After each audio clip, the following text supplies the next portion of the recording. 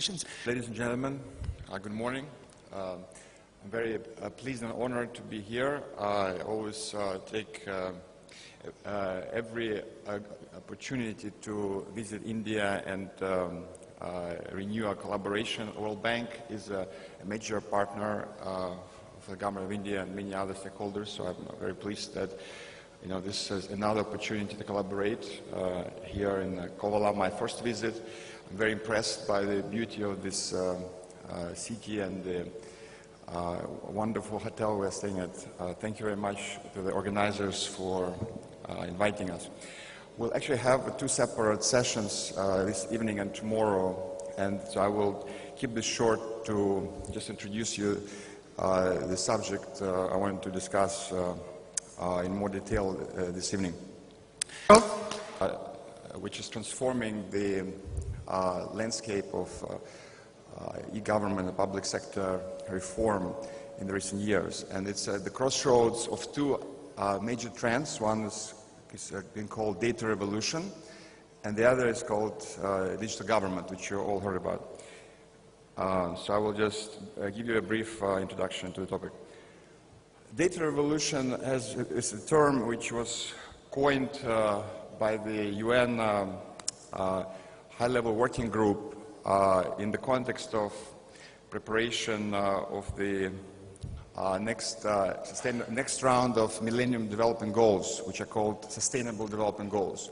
It was realized that to achieve the Sustainable Development Goals, it is important to have much better access to information and to data about poverty, about health, education, etc. So the data-driven development becomes the next paradigm for sustainable development.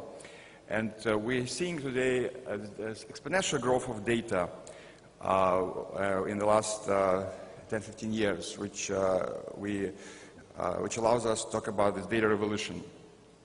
So the UN Secretary General is a major champion of this data revolution. He convened a high-level advisory group, which has just published a report on the data revolution. Actually, it came out, I think, yesterday or day before yesterday. And the role of technology has been emphasized as a key enabler for this data revolution. So the specific quote from the panel was, "We call for a data revolution for sustainable development with a new international initiative to improve the quality of statistics and information available to citizens. We should actively take advantage of new technology, crowdsourcing, and improve connectivity to empower people with information on the progress towards the targets." European Union is also a big champion of this data revolution. Neil Lacrosse, the former vice president, who just left her role a week ago, Neil Lacrosse has called data as the new gold. Others call it the new oil and other such terms. So they're talking about data-driven development. Another major trend, which is being enabled by data and open data especially, is this smart digital government. You have all been witnessing the evolution of the public sector transformation using ICT. So 15-20 years ago, we were talking about informatization, computerization, this kind of stuff. Last 5-10 years, we talk about e-government, e-transformation, more recently open government. Today, we keep hearing more and more about smart government, digital government. So this is a new emerging model. So let's just look at it, what this involves, this new paradigm. So when you talk about smart government, for me it's basically about doing more with less, which means focusing on effectiveness, on results, and trying to achieve that with as fewer resources as possible. So really focusing on efficiency and cost savings. So I think that's the main principle of smart government.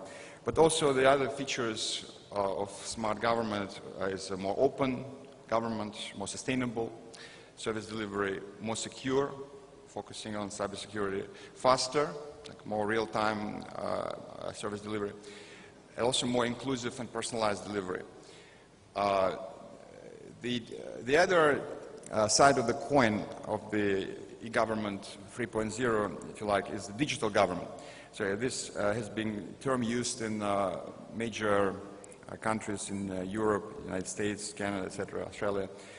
So there are several principles of digital government which I wanted to emphasize. First of all, it's a data-driven government. So it's not document-driven, it's a digital data-driven. So it's about data exchange, right? It's very important to keep in mind. The second principle is it's a digital by default. So at this stage of the government, major focus is giving to digital delivery versus offline, analog delivery. For example, what was a big feature of the previous model, the citizen service centers, is being phased out and replaced by digital delivery by default. The third principle is open by design, and I will talk about it more after this. So the idea is that openness becomes a key characteristic of information system. So it's not an afterthought, something you do after you design the system, but it includes openness of data which will be generated by the information system at the architecture, at the design phase. The other principle is mobile first, so giving priority to mobile delivery versus online web delivery or offline delivery. The other principle is cloud first. So we've heard about cloud computing today, so it's not a new trend, but it's become very mature now. And I don't need to explain what it is because you're all very educated experts here.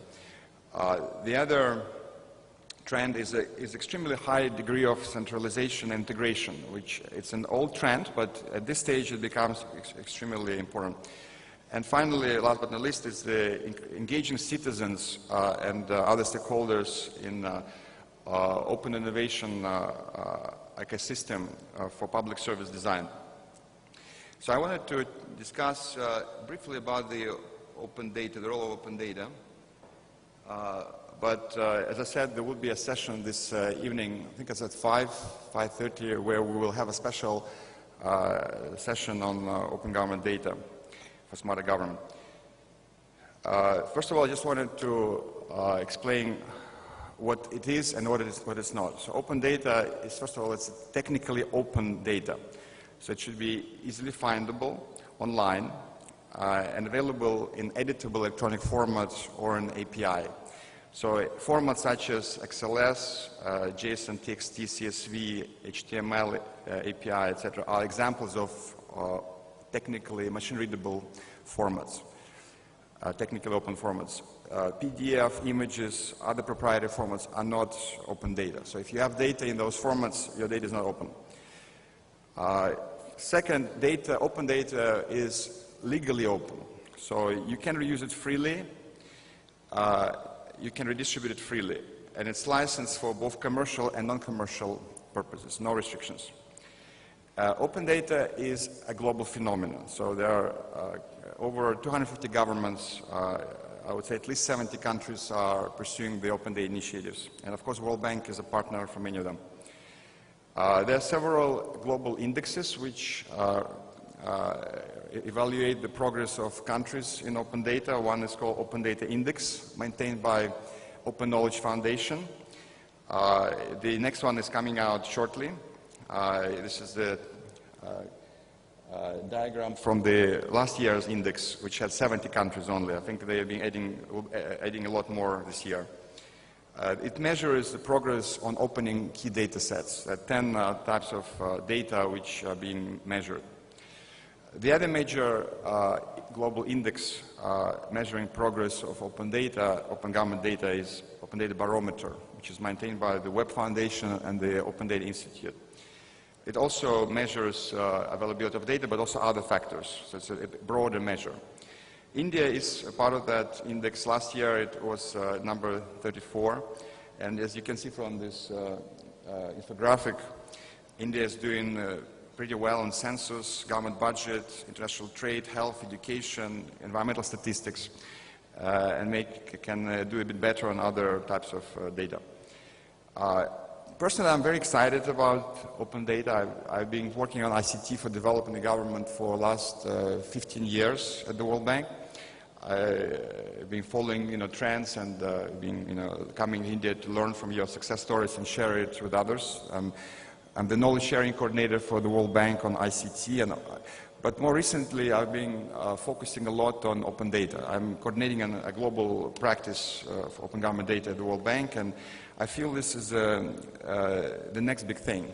And of course the big data is another major trend coming up which we are starting to focus on. It's the excitement about open data is not about openness and transparency. That's a given. What is really exciting is it's very empowering. It's empowering businesses to create new services, new products, new jobs, grow the economy as a result. It empowers citizens to be more active, more effective citizens, to demand better services from government and from the private sector. So it's a tool for smarter development, economic growth. That's what I find most exciting. And I'm not alone. I mean, as a good company, I have the British Prime Ministers who are big champions, and as a big champions of open data, they have been focusing on both governance and economic growth opportunities. Let me see if I... the US President Barack Obama also has been focusing quite a bit on open data, and he's been particularly pushing the economic growth agenda. The economic opportunity has been evaluated by different think tanks. European Union evaluated the potential for European Union countries of 206 billion euro per year of opening government data. Economists run a special coverage of open data and called the open data as a new gold mine. McKinsey had a study evaluating annual economic value of open government data as a $3 to $5 trillion opportunity. Private sector is already taking advantage of open data. Many companies are being formed in the West especially, but also in India, taking advantage of government data and growing very fast, creating multi-billion-dollar enterprises. Climate corporations, Zillow, Weather.com, iTriage are just examples of such companies.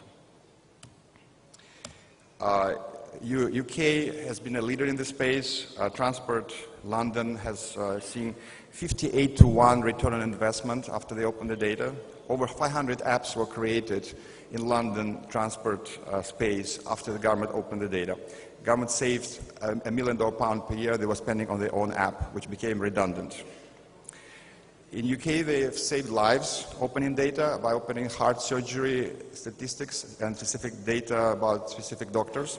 They were able to save 1,000 lives because people were choosing better surgeons, and the surgeons which were at the bottom of the list felt tremendous pressure to improve, and they did improve. Macedonia has used open data to reduce the use of pesticides by 30%. So this opportunity is for everyone to take, including for India. If we extrapolate this $3 trillion global opportunity to India, given the size of GDP, we're talking about billions of dollars which could be pursued here in India. Of course, we can argue about the methodology, but nobody argues about the potential. So as I said, we'll have a session on open government data tonight. At the timing, I think, will be announced by the organizers more specifically. But if you are interested to learn more how we can support all of you on open government data for smarter government and citizen engagement, we are welcome to continue the discussion. And tomorrow, we would like to talk to you tomorrow evening about the new flagship report which the World Bank is putting together called Internet for Development. It's the first time the World Bank has focused on Internet and ICT as a transformational force for development. Every year we publish such reports. Never in the history of the World Bank we covered this topic. So it's very symbolic that in 2015, 2016, World Bank has refocused on the role of ICT for development for better governance. So we're inviting you to discuss what should be the priorities for this report and examples of best practices from India which we should showcase in this report. Thank you very much. Here's my email and Skype and Twitter account, so please let's discuss how we can collaborate. Thank you. And my colleague Saki is there, who will be joining us for the evening sessions. Saki, good to you.